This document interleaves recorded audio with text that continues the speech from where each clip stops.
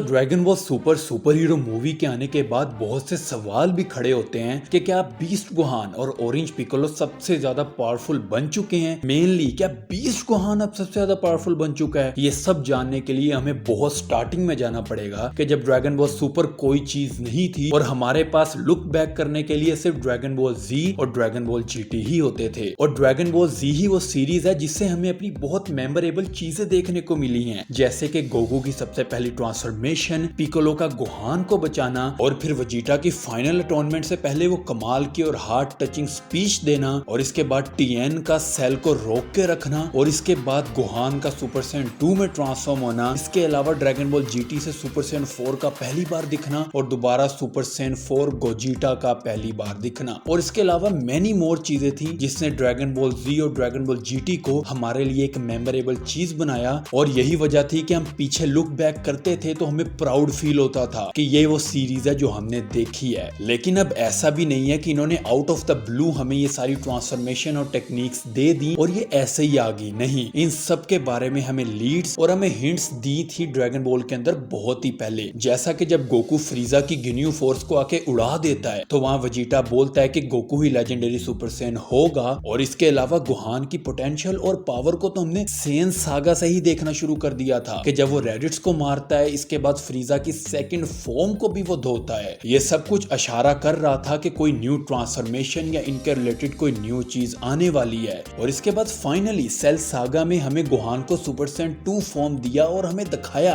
कि ये सब कुछ वे बैक लीड करता था। बट इन सब चीजों का एक बहुत बड़ा फॉल बैक ये भी हुआ कि हमारी बाकी की जी कास्ट बहुत पीछे लेफ्ट बिहाइंड कर चुकी थी, क्योंकि जैसे जैसे हमारे मेन फाइटर्स पावर अप करते थे वैसे वैसे विलन्स भी उतने ही पावर अप होके आते थे। एक तरह से हम ये भी बोल सकते हैं कि गोकू और वजीटा ही शो का पूरा मेन फोकस बन चुके थे। तुम तभी पावरफुल कंसीडर किए जाओगे अगर तुम उन दोनों के साथ कीप अप रख पाओगे। लेकिन ये सब कुछ तब तक रहा कि जब तक बीस्ट गोहान और ऑरेंज पिकोलो अपीयर नहीं हुए थे। इनके अपीयर होने के बाद बहुत सी चीजें बदली और बहुत से सवालात भी खड़े हुए, जैसा कि बीस्ट गोहान इतनी सेंस नहीं बनाता लेकिन ऑरेंज पिकोलो एक पूरी सेंस बनाता है। लेकिन यहाँ पे गोहान ने ड्रैगन बॉल सुपर के अंदर गोकू को बोला था कि मैं एक ऐसी अल्टीमेट फॉर्म अचीव करना चाहता हूँ जो आज तक किसी सैयन ने हिस्ट्री में ना की हो। लेकिन ये सब कुछ गोहान के लिए बहुत इम्पॉसिबल सा दिख रहा था हमें, क्योंकि गोहान बाकी जी कास्ट की तरह जैसे वजीटा और गोकू और पिकोलो की तरह नहीं है। वो ट्रेनिंग्स नहीं करता, वो अपनी ट्रेनिंग्स को छोड़ देता है, वो स्टडी के अंदर ज्यादा इंटरेस्टेड है देन फाइट्स। लेकिन अब तुम यहाँ पे ये बोलोगे कि बीस्ट गोहान बहुत पहले से हाइप अप हो रहा था, हमें बहुत पहले से हिंट दिए जा रहे थे कि एक न्यू मूवी में गोहान को एक न्यू ट्रांसफॉर्मेशन सुपर सैयन 2 के बाद फाइनली मिलेगी। लेकिन अब तुम्हारे लिए एक और सवाल कि क्या अब beast Gohan Goku ultra instinct और वजीटा अल्ट्रा ईगो से ज्यादा पावरफुल बन चुका है, डिस्पाइस के उसने कोई ट्रेनिंग नहीं की, उसने कोई अपनी ट्रेनिंग के साथ कीप अप नहीं रखा और वो बैठे बिठाई इतनी बड़ी फॉर्म को अचीव कर लिया उसने। लेकिन अब dragon ball super hero movie के डायरेक्टर की तरफ से एक बहुत कमाल का फैक्ट यहाँ पे अपीयर होता है कि उन्होंने यहाँ बताया कि अकीरा टोरियामा का मेन विजन यही था कि वो सिर्फ ऑरेंज पिकोलो को मेन लीड देंगे। इसका मतलब कि बीस्ट गोहान हमें सिर्फ as a cherry on top की तरह मिला है। इसका मतलब यही था कि ये एक पिकोलो मूवी होने वाली थी जो कि सेंस भी बनाता, क्योंकि जब पिकोलो ने शेनड्रॉन से विश मांगी तो शेनड्रॉन ने उसकी पूरी पोटेंशियल को अनलॉक किया और कुछ एक्स्ट्रा पावर्स भी दी। और यहाँ पे सब कुछ